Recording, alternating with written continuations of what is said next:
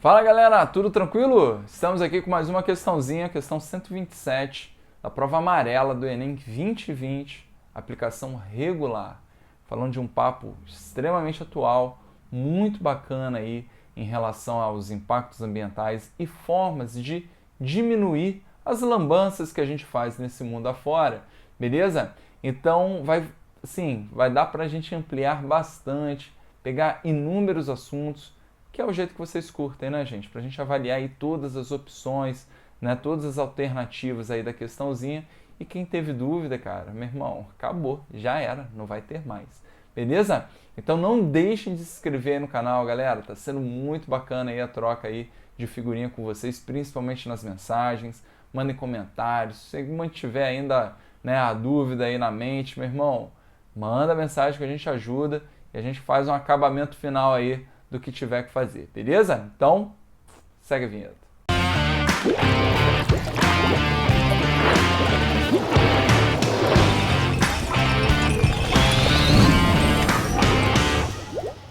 Pronto, galera, estamos de volta.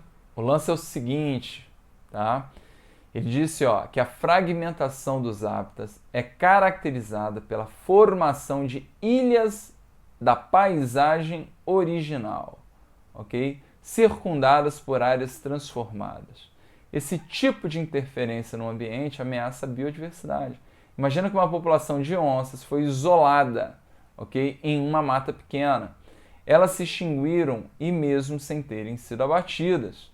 Tá? Diversos componentes da ilha de hábitat, como o tamanho, a heterogeneidade, o seu entorno, a sua conectividade e o efeito de borda, são determinados para a persistência ou não das espécies originais.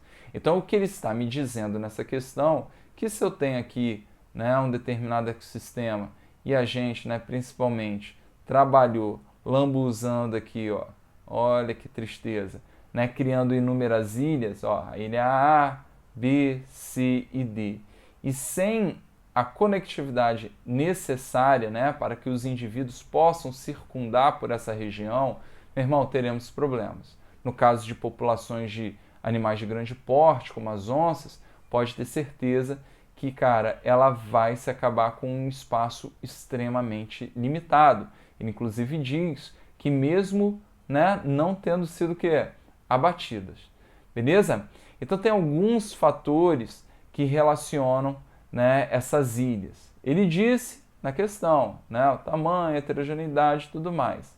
Agora, o que tem sido feito para diminuir, né, mitigar essa ação, essas lambanças que a gente faz aí no nosso mundão? Tá? Trouxe aqui um esquema e trouxe aqui um desenho real para vocês, né, conseguirem visualizar bem. Olha só que bacana aqui na nossa imagem, ok? A gente tem um corredorzão aqui, ó, né, trabalhando com duas grandes ilhas, ó, né? Olha só que bacana, isso aqui se amplia bastante, beleza? E aí a gente consegue exatamente cumprir com o objetivo de manutenção do trânsito dos animais, ó, por essas regiões, beleza? Aqui no esquema também fica muito claro, ó, que a gente está agora permitindo que os indivíduos, né, dessas áreas possam se encontrar. Maravilha? No caso das onças, vocês aumentam demasiadamente a área de atuação delas. É imprescindível que elas tenham essa área aumentada. Show? Então, galera, isso serve tanto para os animais quanto para os próprios vegetais, que precisam que suas sementes, ok, também, né, tenham essa movimentação e, obviamente, né, caracterizando aqui pelas... Normalmente a gente visualiza melhor, né, até pelo nosso país e tudo mais, ter as árvores, né, de floresta, que grande maioria são angiospermas, e aí a gente pensa em fruto, semente, aquelas relações clássicas que vocês fazem na mente de vocês. Mas talvez a palavra mais bacana para vocês relacionarem aqui é a ideia, tá? No esqueminha que ficou um pouquinho apagado, mas eu vou escrever aqui para vocês, que é o fluxo gênico. Cara, essa expressão ela é muito importante e ela nos faz entender bem a necessidade, ok, da construção desses corredores ecológicos, beleza? Que, de certa forma, mata a questão. Então, a ideia do fluxo está relacionada ao trânsito e à movimentação de genes. Porque a partir do momento que você tem trânsito de animais, você tem um aumento da relação de indivíduos, né, de regiões distintas. Show? Tranquilo? Então, genes que não são muito comuns em um determinado local podem seguir por outro. Então, a gente caracteriza aqui, talvez, a palavra ou expressão também mais importante do vestibular, que é a variabilidade genética. Não é isso? O cara perguntou qual é a vantagem. Então, qual é a vantagem do fluxo gênico? Ué, variabilidade genética, filho. Você resume aí o vestibular, né, nessa pergunta. Tô brincando, hein, gente? Mas, né, vai chuta a variabilidade genética, dá certo. Então, galera, qual é a ideia?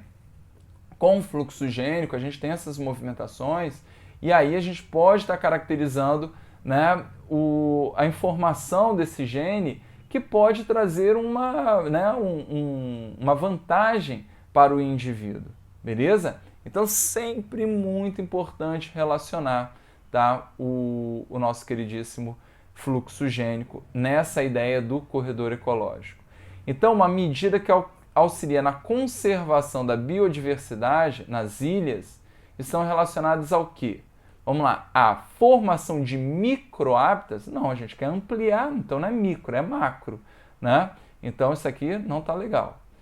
Ampliação do efeito de borda. Galera, efeito de borda é um papo muito bacana, mas a ideia, ó, né? Quando você pensa aí na química, quando você tem aqui, ó, um determinado substrato, ok? E a gente quebra ele em pequenos pedaços. Qual é a ideia, gente? Vocês não relacionam lá uma maior superfície de contato? Né? O que reage mais rápido? Uma barra de ferro ou limalha de ferro? Né? Um fragmentozinho de ferro. Né? No caso, a limalha de ferro, porque você aumenta a superfície de contato. Não é isso que vocês veem na química? Galera, a gente aqui aumenta, né, a borda, ok? No caso, a superfície de borda aqui, ó, e que está em contato com um ambiente que muitas vezes, né, o que é construído aqui em volta desses locais? Ah, fazenda, cidades, o que for. Então você aumenta, né, a superfície de contato dessas regiões, né, desses locais com, né, ambientes que são, de certa forma, hostis, né, aí ao meio natural. Beleza? Então isso não é bacana. Então quando você fala de efeito de borda, você pode pensar em duas formas de efeito de borda. Isso é bem bacana. No efeito positivo, que caracteriza maior biodiversidade, porque quando a gente pega um bioma, gente, como por exemplo, né, uma floresta aí, floresta atlântica, né? Essa aí, coitada, né? Foi destruída trocentos por cento.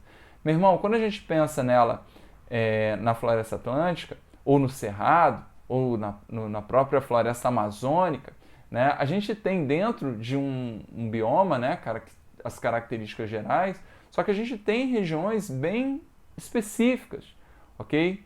E entre essas regiões tem o que chamamos de efeito de borda, porque é natural que a gente tenha uma grande biodiversidade em encontros de biomas e encontros de regiões, né, um pouquinho distintas, mesmo que seja dentro de um bioma. Show? Então a gente tem muito isso caracterizado positivamente para o efeito de borda. Mas ao mesmo tempo eu tenho um pensamento negativo quando essa borda ela está de cara para quem? Para uma cidade, por exemplo. Então com certeza vai ter um impacto negativo, tá, nessa borda. Show? Então o efeito de borda ela pode ser vista num modo positivo e no modo negativo. Fiquem ligados nisso, que vai ser, né, de acordo aí com o texto. Show? Só que nesse caso aqui ele está falando que vai ampliar. Não, o corredor ecológico, né, ele vai diminuir o efeito de borda, ele vai aproximar, né, essas ilhas. Então por isso que não está legal. Construção de corredores ecológicos, que é o que a gente desenhou aqui, vimos na figura, é a resposta. Vamos lá, promoção da sucessão ecológica. Lembra que sucessão é aquela substituição das populações. Olha o videozinho aqui falando de sucessão ecológica, né, os tipos e tudo mais. Vejam ele aqui no nosso linkzinho. Show?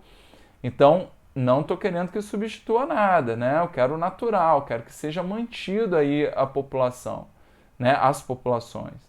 E na E, introdução de novas espécies. Não, pelo amor de Deus, sem meter a mão mais ainda no ambiente. Então, nada de introdução de novas espécies. Beleza? Eu quero, né, a naturalidade aqui, ó, de que os animais que já eram originais dessas regiões se mantenham e consigam aí manter um fluxo gênico bacana.